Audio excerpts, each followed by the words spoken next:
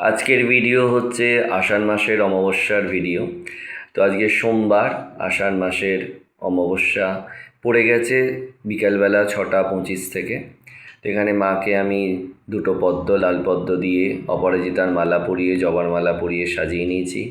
মায়ের পায়ে দিয়ে দিয়েছি আমার গাছে ফোটা সুন্দর একটি জবা, তাতে অর্ঘ্য, বিল্লপত্র দিয়ে, দূর্বা দিয়ে, রক্তচন্দন এবং কেশরচন্দন, তার সাথে আতপ চাল সহযোগে মাকে আমি অর্ঘ্য দিয়েছি।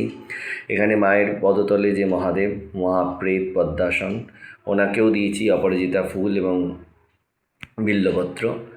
আদ্যামাকেও একইভাবে জবার মালা, তার সাথে হচ্ছে অপরাজিতা ফুল, জবা ফুল, বিল্লপত্র, অর্ঘ্য সব কিছু দিয়ে মাকে ঠিকঠাক করে সাজিয়ে বসিয়ে রেখে দিয়েছি মায়ের পাশে।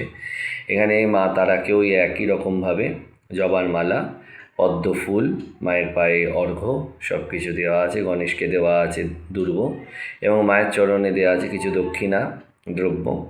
তো এইভাবে সমস্ত কিছু সাজিয়ে টাজিয়ে নিয়ে এবার আমি পুজো করতে বসবো। ঢুকেছি ঠাকুরঘরে 5:30 না বা 5টার সময় ঢুকেছি, এখন প্রায় বাজে 7টা, এখনও সব কিছু কমপ্লিট করে উঠতে পারিনি সাজানো। এখানে গুরুদেবকে অপরাজিতার মালা পরিয়ে বাবার পায়েও দিয়ে রেখেছি বিল্লপত্র, সাদা ফুল এবং অপরাজিতা ফুল।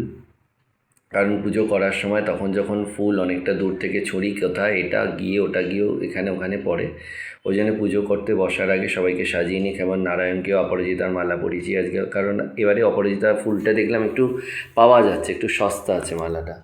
এখানে মহাকাল ভৈরবকেও আমি পরিয়ে নিয়েছি অপরাজিতার মালা, মাথায় দিয়েছি বিল্লপত্র, তার সাথে একটি লাল পদ্ম।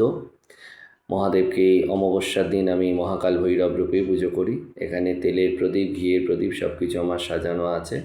এই যে ঘিয়ের প্রদীপটা। এবার মা তারা শ্রীচরণকে আমি ভালো করে ধুয়ে সেখানে রক্তচন্দন, কেশরচন্দন সব কিছু দিয়ে ভূষিত করে, তারপর মায়ের যে ছোটো চলন্তী বিগ্রহ আছে, যাকে আমি কৃষ্ণকালী মা বলি, তাকেও স্নান করিয়ে নেব।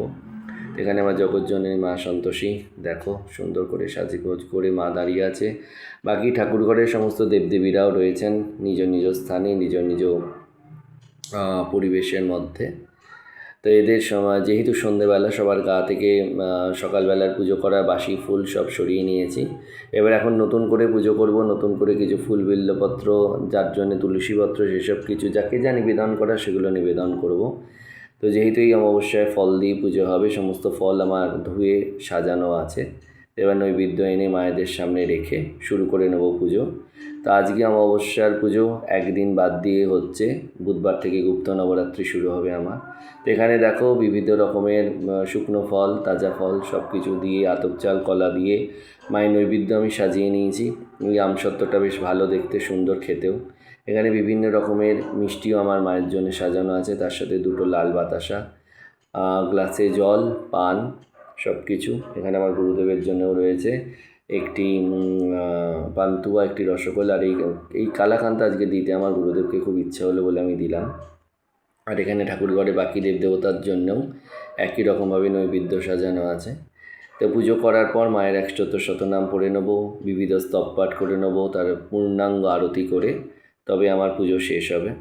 তো খুব ভালো হয়েছে যে আজকে সোমবারে পুজোটা মিটে যাচ্ছে, কারণ একদিন বাদ যেহেতু আমার নবরাত্রি শুরু হবে, পরের দিন থেকে হলে খুব অসুবিধা হতো। তো এখানে মাকে স্নান করিয়ে মাকে জবার মালা পাইনি আজকে পড়াতে, আজকে অপরাজিতার মালা পরিয়েছি এবং মাকে অর্ঘ্য দিয়েছি সেরকমভাবেই বিল্লপত্র, অপরাজিতা, আতপ চাল, লাল চন্দন, কেশর চন্দন সব কিছু দিয়ে। এনাকে আমি কৃষ্ণকালী বলেই ডাকি। তো এনাকে প্রত্যেক অমাবস্যাতে স্নান করাই আর শনি মঙ্গলবারে স্নান করাই। তো এখানে মা তারা শ্রীচরণকেও একদম পরিষ্কার করে ধুয়ে মায়ের পায়ে অর্ঘ্য দিয়ে মা তারা যেখানে মূর্তিটি রয়েছে সেখানে রেখে দিয়েছি। তো এরকমভাবেই শুরু করে নিলাম আজকের অমাবস্যার পুজো। পুজোর পর এই যে করবো আরতি, তার জন্য সমস্ত জোগাড় করে রাখা আছে। এখানে মায়ের পুজো কমপ্লিট। তো অন্য বার যেমন প্রচুর গাঁদা ফুলের সমারোহ থাকে মায়ের চরণে, এবারে সেটা নেই, তার বদলে অপরাজিতা ফুল অনেক পেয়েছি, সেই অপরাজিতা ফুল দিয়েই মূলত আমি পুজো করেছি আজকে মায়েদের।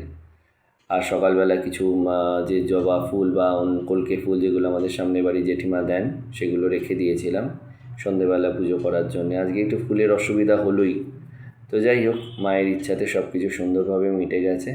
এবার আরতি করে নিয়ে তারপর হচ্ছে আমরা মায়ের প্রসাদ নিয়ে তারপরে আবার নতুন দিনের অপেক্ষায় বসে থাকব।